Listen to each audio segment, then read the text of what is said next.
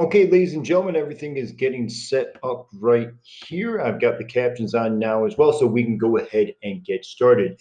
This is going to be our next lecture here in Unit 6 about imperialism. We've already looked at the motivations of imperialism. We've already looked at the imperialism in Africa and the responses to it. And most recently, we looked at imperialism in Asia, namely India, Southeast Asia, and China, and also the responses to that imperialism. Today, we are going to be looking at European imperialism in Japan, and we're going to see that Japan's response to it is wildly different than that of Africa or that of any other part of Asia. And I'll get more into the specific details a little bit later. Let's talk about our essential questions. Number one is, what were the motivations and justifications? We've already talked about those. Number two is, in what ways did societies respond to and resist imperialism?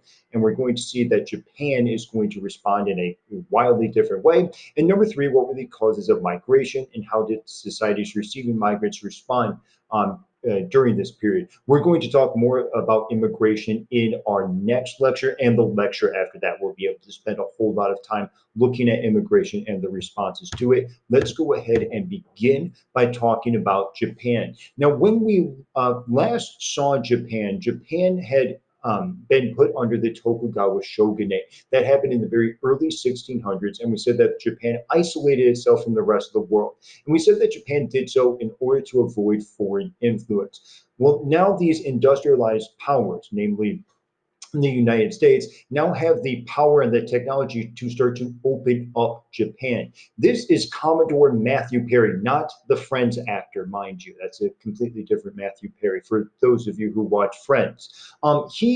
It was sailing for the United States, and he has this big steamship. It's huge. It's a very industrialized ship, and I'll show you a picture in just a second. Now he lands in Japan and opens up Japan to the rest of the world. The Japanese rightfully start to freak out. After all, I'll go ahead and jump to the picture. I'll jump back in a second. This is an image that shows Matthew Perry's ship here. As you see, it's from the United States. It's far bigger and far more technologically advanced than the Japanese ship here. See, the Japanese isolating themselves from the rest of the world meant that they did not engage in the Industrial Revolution like all of these other Western societies did.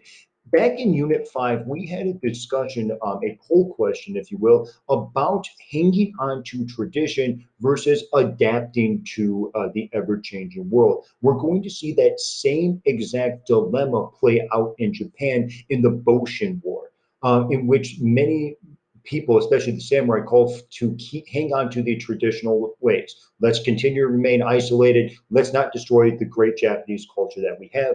But more and more people want to get rid of the Tokugawa shogunate, want to get rid of the traditional ways, and start to adapt to the new modern way of doing things because they do not want to be taken over. That's the major argument is, hey, look, there's no way we're defeating this thing with these little boats that we have here. So we need to modernize, we need to adapt, we need to get the same exact technology that all these other societies have as well. The Tokugawa shogunate is removed. Now, during the era of the Tokugawa shogunate, the emperor was still there, but was just a figurehead, kind of like the Queen of England today. Like, yes, she is a queen, but she really doesn't have that much power. But now that the Tokugawa shogunate is removed, now the emperor is returned to power. And this is Emperor Meiji or Meiji, depending on your pronunciation. And so that's why it's going to be called the Meiji Restoration.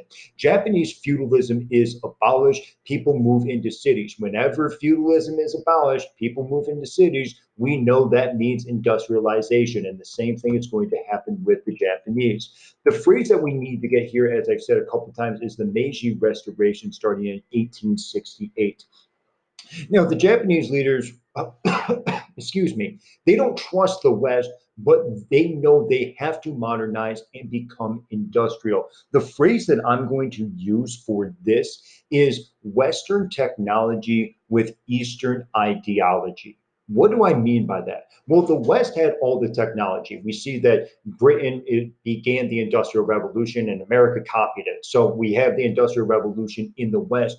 But Eastern ideology meant that the government was very hands on. So instead of taking that laissez faire approach, that hands off approach, hey, we're not going to touch any businesses, the Japanese government is going to be very hands on. They are going to direct everything. So the first thing they're going to do is bring back imperial rule. So now the emperor is in charge. The next thing is that they're going to send a couple hundred Japanese students to study in Britain, France, Germany, United States, anywhere that has industry. What is it that they do? Do they teach students math and science? How do they run their factories? How do they treat their business leaders? Japan wants to all more or less copy the West. That is their response. Now, that doesn't mean they're going to get rid of everything. And we have to remember this about societies, is that you can't completely get rid of the culture. So it's not that they're going to completely eradicate Japanese culture. They're still going to be very hands-on.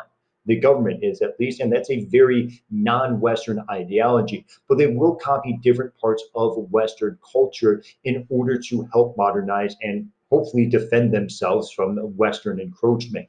We see that a couple of the major changes are mandatory schooling for everyone. So, no, you're not working on the farms. If you're a kid, you are going to school, you are learning math and science because we need you to make new technology for us. And we see that there's a lot of urban growth because more and more people are moving into the cities. In addition to this, the government, as I've said, plays a really hands on role. They're going to promote the creation of railroads. They're going to be the one directing the telephone creation.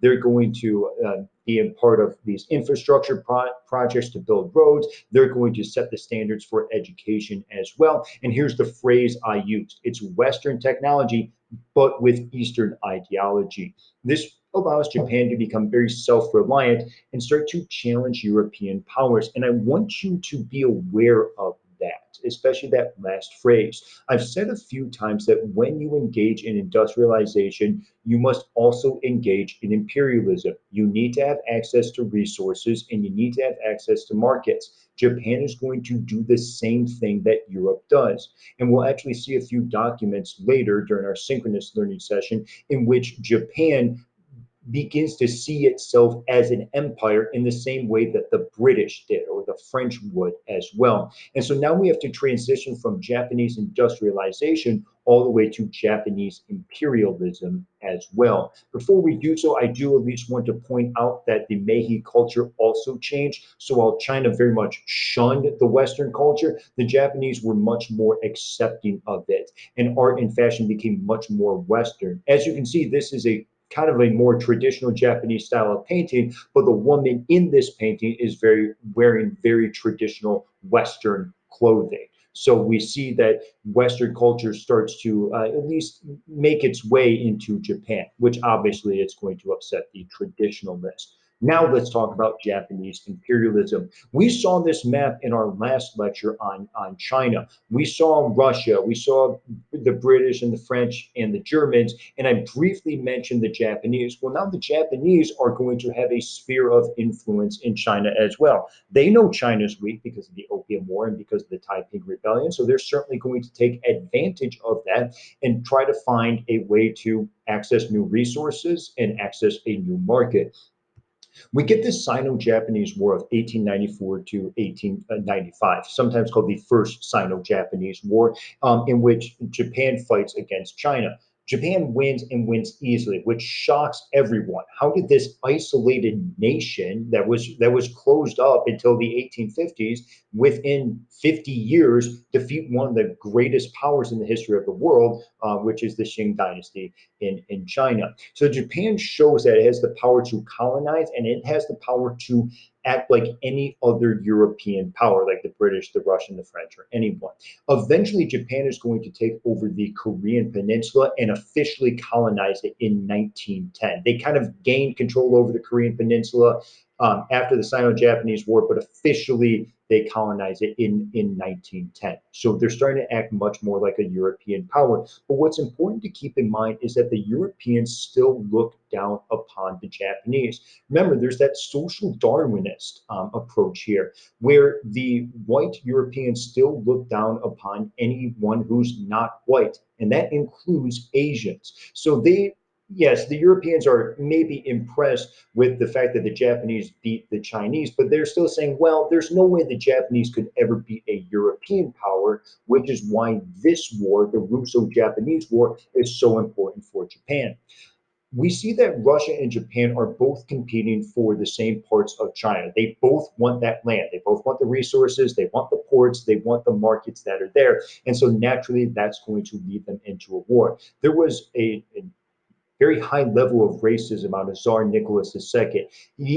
In some of his journals, it was very obvious that he was racist towards the Japanese, and he referred to them as yellow monkeys. That was kind of the way that Russians and probably all Europeans actually viewed the Japanese. And so when Russia and Japan enter into this war, the Russians are sure they're going to dominate. I mean, there's no way they're going to lose to a bunch of Japanese people. Well, it turns out that the Japanese are going to dominate this war. They win every battle on land and they win every battle in sea as well. And so the Japanese easily dominate.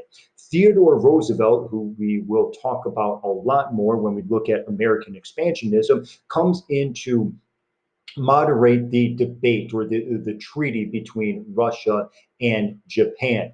Now, the Japanese accused Theodore Roosevelt of siding with the Russians a little bit too much. I mean, first off, Japan does get a lot. They do get Port Arthur, which is this warm water port, which they very much need. They do get Korea, more of Korea, and they do obtain Manchuria as well. They take that from the Russians, and we'll be talking about Manchuria a lot more when we get into World War II. And although that seems like a great deal for Japan, they didn't force Russia to pay for the entire war, to which the Japanese were incredibly upset. They said, well, wait a second, we won every single battle. Like, we whooped you guys. You have to pay for the war. How are you able to get out of this? And so we see that the Japanese do feel a bit slighted, and there will be many other slights against the Japanese made by Europeans over the next 15, 20 years on the lead up to World War One and in the aftermath of World War One as well. When we talk about the Treaty of Versailles, we'll actually look at the Japanese and we'll see how they were slighted by the Europeans, even though the Jap, especially from the Japanese point of view, that they were equal to Europeans. They had industrialized just like every other European nation, and they had engaged in imperialism just like every other European nation. So Japan sits there and wants to be treated equally. But we'll see the impact of that a little bit later when we get into Unit 7. For this lesson, I want you to realize that Japan responded to imperialism by copying the West, and that was the most successful way to respond to imperialism. Ladies and gentlemen, that's going to wrap up our short lecture there. In our next lecture, we'll be going over across the Atlantic Ocean, and we'll be looking at America and American expansionism and the way that America became a world power. I'll see you guys then.